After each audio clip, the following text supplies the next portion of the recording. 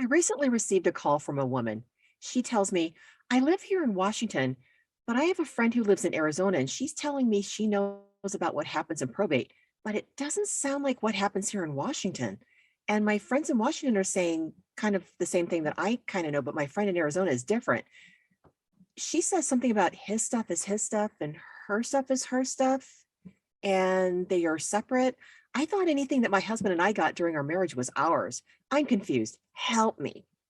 Hi, I'm Ann Michelle Hart, Hart Law PLLC. I'm an estate planning attorney in Washington State. I told her that was a great question and I was happy she asked me to help her understand it.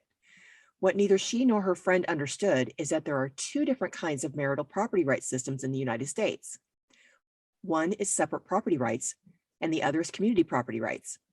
Now, 9 states in the US have community property rights. They are Arizona, California, Idaho, Louisiana, Nevada, New Mexico, Texas, Wisconsin, and here in Washington. All the rest are separate property rights states. Separate property rights states don't automatically assign joint ownership in any property acquired during the marriage.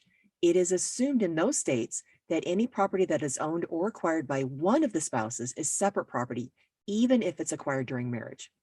Here in community property states, however, property acquired during marriage, whether by one or both of the spouses, is automatically presumed to be jointly owned by the marital community.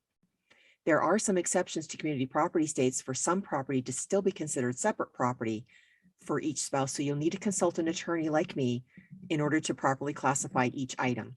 If you have questions about marital status and marital property rights here in Washington State, call me today. I'm Ann Hart, Hart Law PLLC, your estate planning attorney with Hart. My contact information is at the end of this video.